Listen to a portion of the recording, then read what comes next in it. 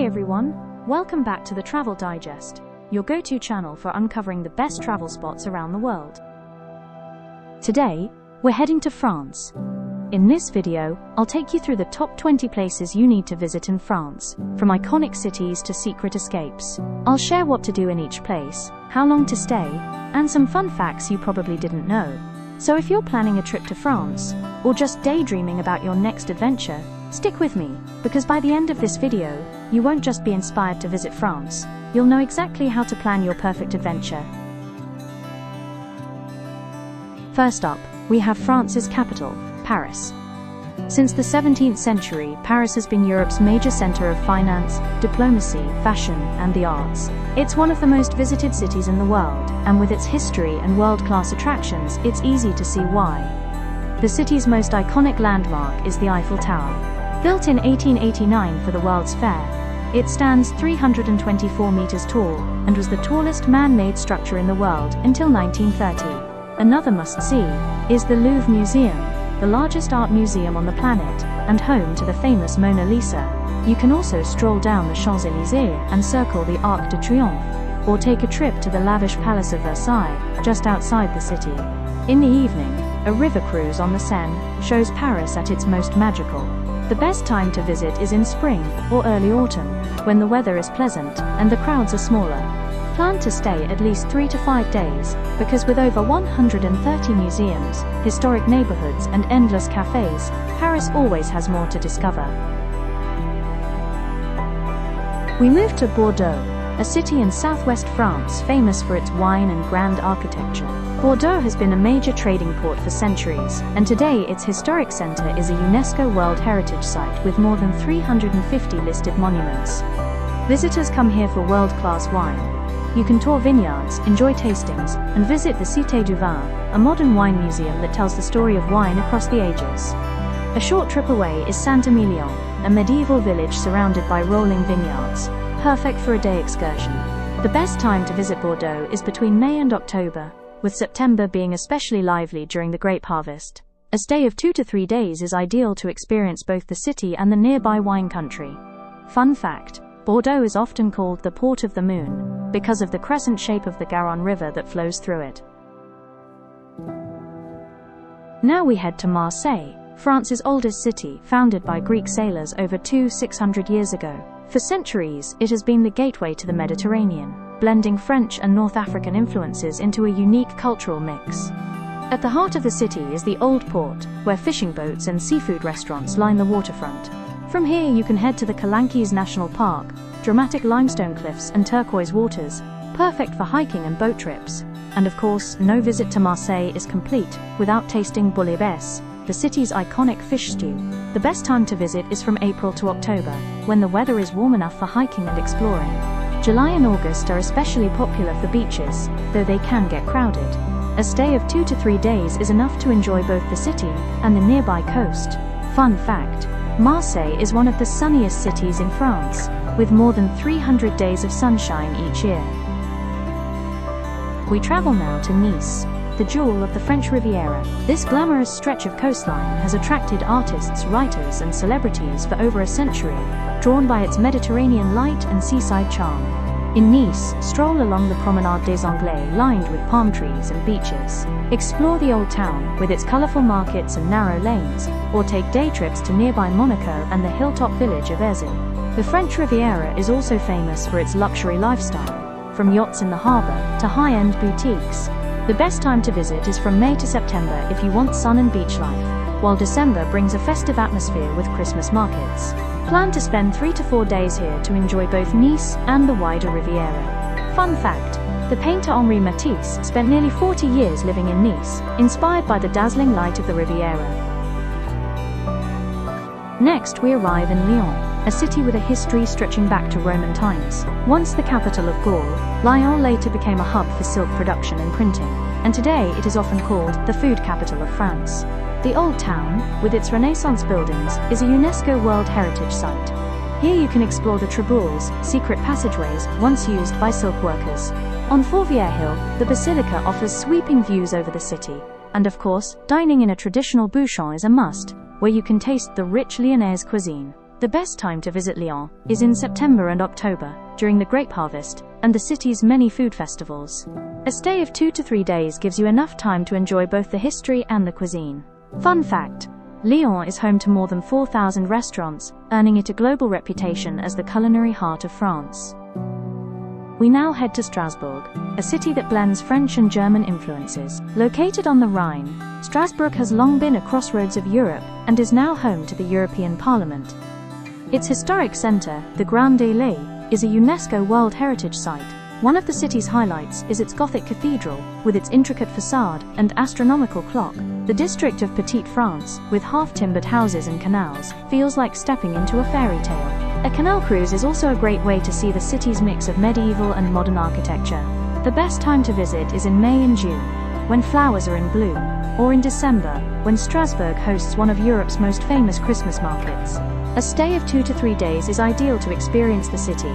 Fun fact: Strasbourg's Christmas market dates back to 1570, making it one of the oldest in Europe. We now travel to Chamonix, a mountain town at the foot of Mont Blanc, the highest peak in Western Europe. Known as the birthplace of alpine skiing, Chamonix has drawn adventurers and mountaineers for over a century.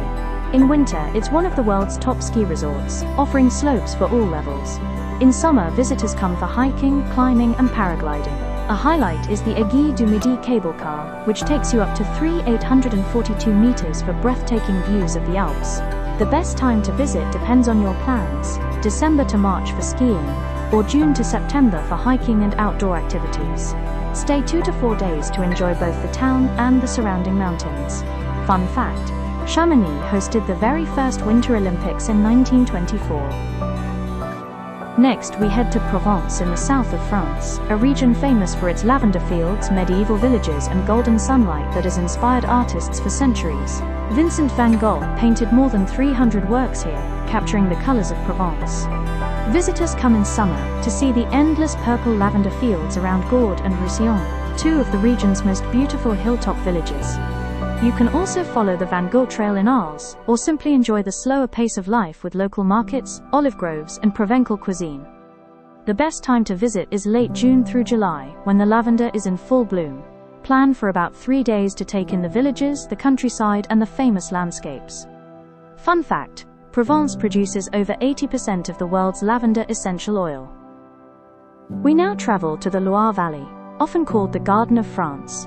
This region is known for its grand chateaux, riverside landscapes, and vineyards. For centuries, French kings and nobles built their castles here, leaving behind some of the most stunning architecture in the country.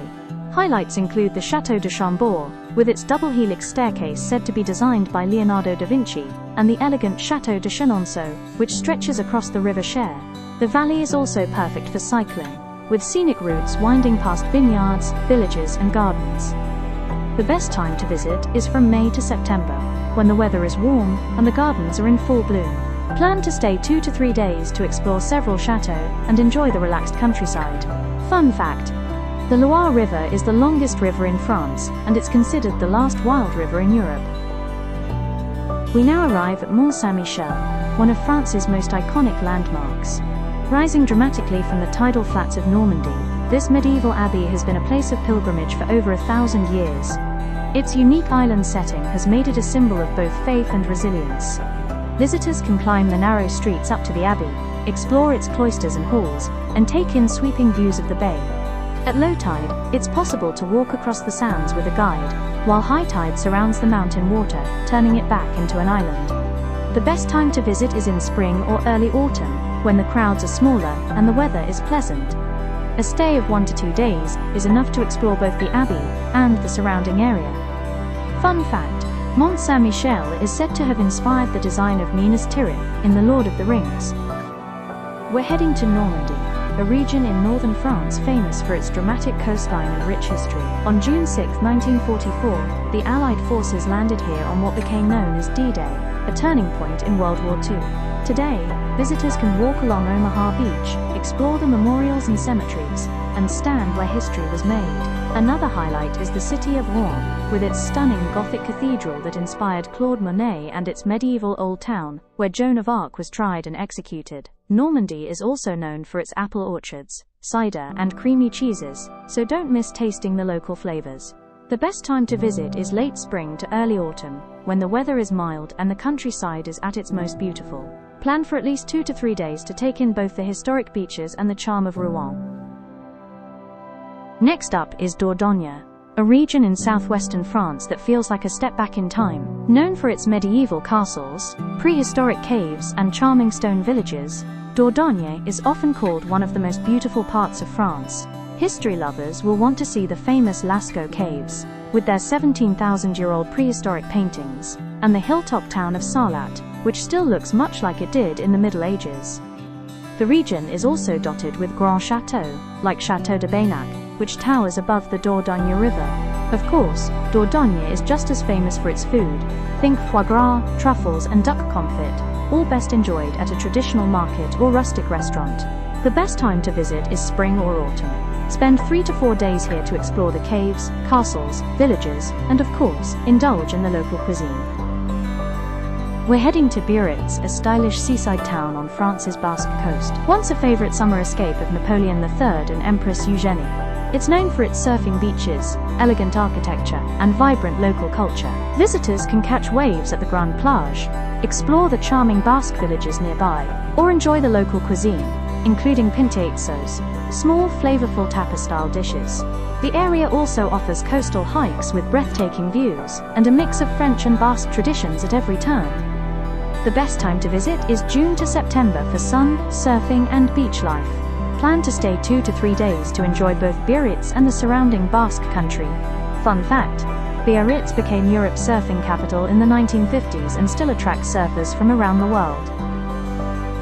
We're going to Toulouse, often called La Ville Rose, the Pink City, because of its distinctive red brick buildings that glow warmly in the sunlight. Located in southwestern France, Toulouse has been an important center since Roman times, and today it's also the hub of Europe's aerospace industry.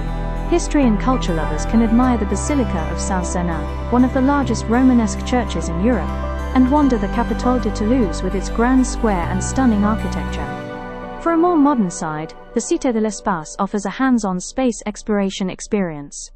Toulouse is also known for its food, especially cassoulet, a rich and hearty slow-cooked dish made with beans and meat, which is a local specialty.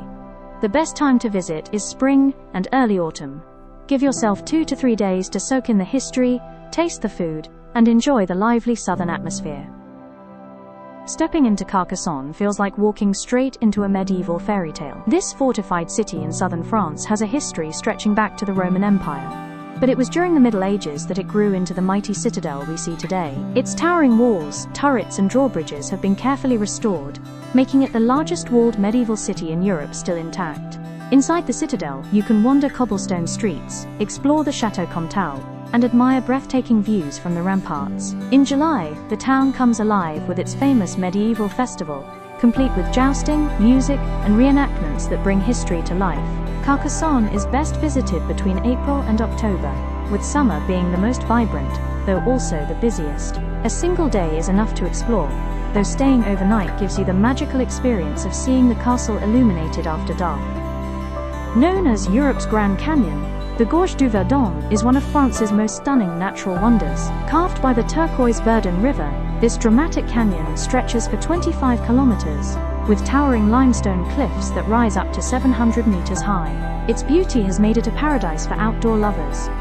Here, you can kayak or paddle through the crystal-clear waters, hike along scenic trails with breathtaking viewpoints, or even try your hand at rock climbing on the canyon walls. For those who prefer a slower pace, simply driving along the rim roads offers unforgettable panoramas. The best time to visit is from June to September, when the weather is warm enough to enjoy water activities.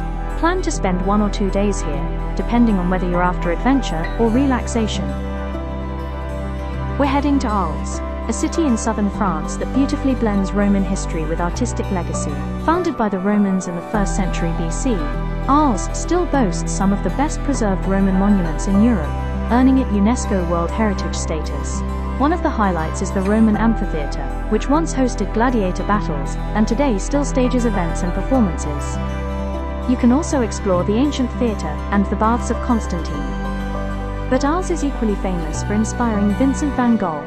He created over 200 paintings here, capturing the town's light, streets, and countryside. The best times to visit are April to June or September to October.